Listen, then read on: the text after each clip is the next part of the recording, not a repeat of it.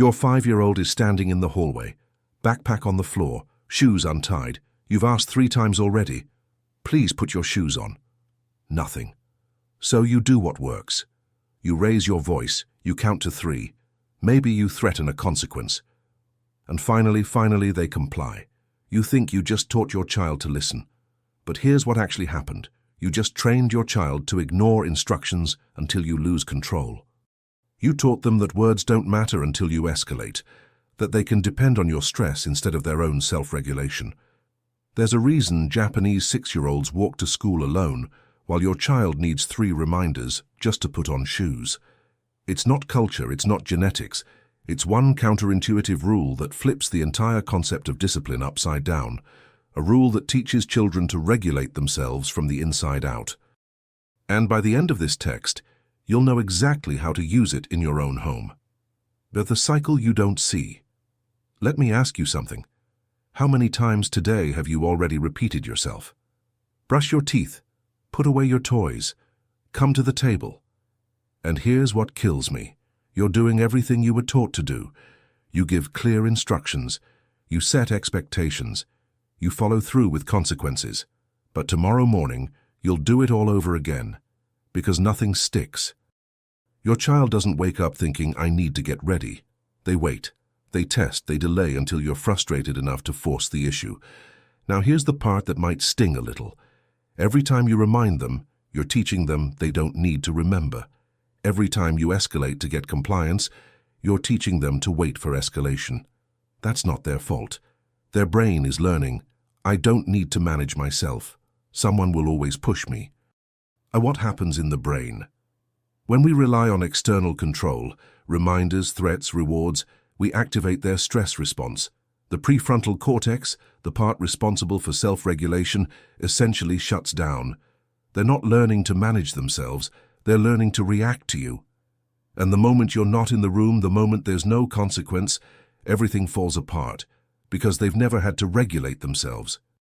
The surprising truth. Obedience and discipline are not the same thing. In fact, they're opposites. When a child obeys, they follow instructions because of you, your presence, your enforcement, your consequences. But when a child has discipline, they regulate themselves. Even when you're not watching, even when there's no reward, even when it's hard. This isn't external control, this is internal compass. The Japanese reality. In Japan, 6-year-old children walk to school alone through busy city streets. They clean their classrooms without being asked. They serve lunch to their peers, wash dishes, take responsibility for lost items, resolve conflicts without adult intervention. And here's the part that seems impossible. No one is standing over them making it happen. No sticker charts, no consequences, no reminders. They just do it. Before you think, that's Japan. That won't work with my kid. Let me stop you right there. This isn't cultural magic. This isn't mystical Eastern philosophy. This is neuroscience. This is how human brains actually build self-regulation. And it works because of one simple principle Japanese parents follow that most Western parents completely miss. The principle, Shitsuke. It's called Shitsuke. The word is written with 2 characters, body and beauty. The literal translation is teaching the body, not controlling behavior, not commanding obedience, teaching the body to regulate itself. Think about it like this. You don't build muscle by having someone else lift weights for you. You lift them yourself. Your body learns the movement through repetition, through practice, through experiencing the weight. Discipline works exactly the same way. You can't build self-regulation by regulating for your child. They have to practice it. Their brain has to experience it. Their body has to learn it. And that's the rule. You don't command discipline, you cultivate it. The 4 pillars routine as neural architecture. In Japan, children don't receive a constant stream of individual instructions. They follow predictable daily sequences, morning routine, after-school routine, bedtime routine. And here's what's happening in their brain. When a routine is repeated consistently, the basal ganglia, the part of the brain responsible for habit formation, creates automatic pathways. Your child's brain stops asking what comes next because it already knows. The behavior becomes unconscious, effortless, self-initiated. You're not nagging, you're not reminding. The routine itself is the cue. Responsibility as competence building. Japanese children are given real tasks that genuinely contribute to their household or classroom. A 3-year-old carries their own bag. A 5-year-old folds laundry. A 7-year-old prepares simple meals. But there's a critical distinction here. These aren't chores assigned as punishment. These aren't tasks done to earn praise or avoid consequences. These are contributions. The child is needed. The child is capable. The child matters. And when children feel genuinely needed, not just managed, they rise to the responsibility. Because humans, even small ones, are wired to want competence. We want to feel capable. We want to master skills. We want to contribute. Modeled calm as regulation transfer. In Japanese schools, teachers rarely raise their voices. They speak quietly. They move deliberately. They embody the calm they want children to mirror. This is what the research shows. Regulation is contagious. When you stay calm, your child's nervous system receives the message, "We're safe, we can handle this." Their vagal tone increases. Their prefrontal cortex stays online. But when you escalate, when your voice gets loud, when your body tenses, their nervous system mirrors that too. They escalate. Their stress response activates, and any capacity for self-control disappears. You can't yell a child into self-regulation. You have to model it. Watchful waiting. Mimamoru. This brings us to the foundation, the piece that makes everything else possible. It's the Japanese concept of Mimamoru, which means to watch over from a distance. It is the active, intentional practice of not intervening immediately. Instead of rescuing the child or scolding them, you trust them. You wait. You give their brain the space to identify the problem and find its own solution. This is what builds true resilience and problem-solving skills. It's not taught through lectures. It's built by the adult's patient trust. Over time, this teaches the child, I can solve my own problems. They develop an internal compass because they've actually had to use it. How to do this in practice? Let me give you 5 concrete steps you can implement starting this week. Step 1. Replace instructions with predictable routines. Stop giving your child a list of individual tasks every morning. Instead, create a visual sequence, morning routine chart on the wall. Pictures or words, whatever works for your child's age. Bathroom, get dressed, breakfast, backpack. This is critical. You don't narrate it, you don't remind. The routine chart is the cue. When they wake up, they check the chart. They follow the sequence. At first, you might need to walk them through it. What's first on your routine? But within a week, maybe 2, their brain will automate it. Why does this work? Because predictability reduces resistance. When your child's brain knows what comes next, it doesn't fight the transition. It prepares for it. You're not controlling them. You're giving their brain architecture. Step 2. Transform commands into ownership questions. Instead of put your shoes on, you ask, what's the next step in your morning routine? Instead of clean your room, you ask, your space needs care. What's your plan? Watch what happens. The child pauses, looks around. My backpack, it's in the car. And they go get it. No argument, no resistance, no reminder. Here's what's happening in their brain. When you give a command, their brain goes into reactive mode. They're either complying or resisting, but they're not thinking. When you ask an ownership question, you activate their prefrontal cortex. You make them the agent of their own behavior, and when they make the decision, they actually follow through because it's theirs. Step 3. Practice quiet modeling, instead of verbal instruction. When it's time to clean up toys, don't announce it. Don't remind your child, don't say a word. Just quietly start picking up toys yourself. Watch what happens. 9 times out of 10, your child will join you.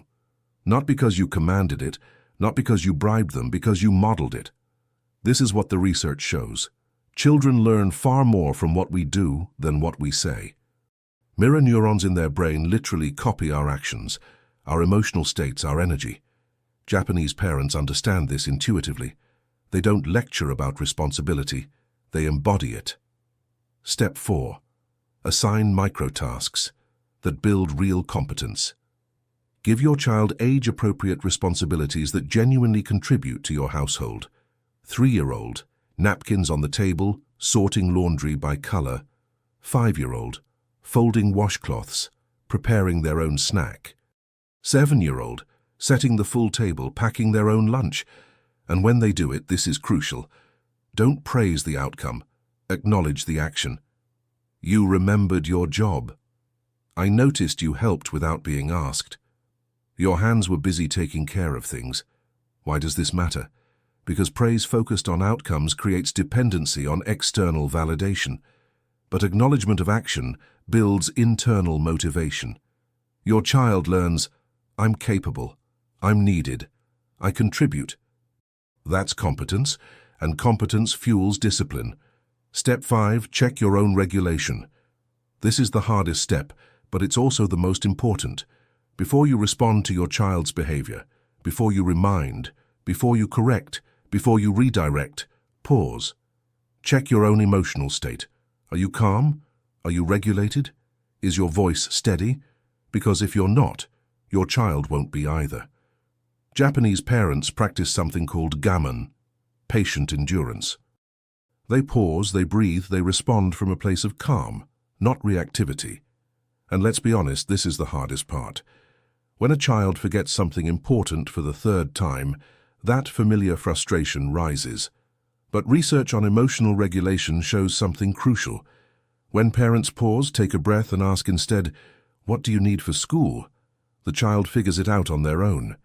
Because the parent's stress wasn't helping the child remember. It was teaching them to rely on external pressure instead of internal awareness. This takes practice for both of you. But when you respond from calm instead of reactivity, you're teaching your child the most valuable lesson of all. Emotions can be managed. Impulses can be controlled. You don't have to react to every feeling. Answering your questions. You're probably thinking, but my child is strong-willed. This gentle approach won't work with them. Here's what research on strong-willed children reveals, and this might surprise you. Strong-willed kids don't resist discipline. They resist being controlled. Think about it. When you give them a command, what do? They push back, they argue, they refuse. Not because they're defiant, because their brain is wired to want autonomy. And here's the beautiful part. That same trait that makes them resist your commands, that's exactly the trait that makes them excellent self-regulators once they feel ownership. Give a strong-willed child a routine chart and say, this is your routine, you're in charge of it. Watch them become the most responsible person in your house, because you're not fighting their nature anymore. You're using it. Or maybe you're thinking, but we're not Japanese. This won't translate to our family. And you're right. We're not Japanese, but this isn't about adopting Japanese culture. This is about understanding universal developmental psychology. Children everywhere build self-regulation the same way, through repetition, through responsibility, through modeled calm. The principles don't change across cultures. The brain science doesn't change. Or maybe, and let's be honest here, you're thinking, I don't have time for charts and routines and all this extra setup. I get it. You're exhausted. You're managing 1,000 things. Adding something new feels impossible. But here's the truth. The time you spend now building these habits will save you countless hours of reminding, bribing, negotiating, and battling later. Think about it this way. Right now you're spending your time managing your child's behavior.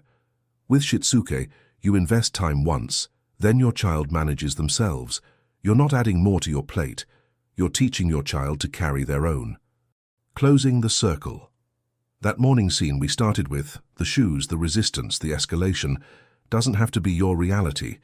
You don't have to nag, you don't have to yell, you don't have to bribe, threaten, or battle your way through every single day. Because discipline isn't something you force onto your child.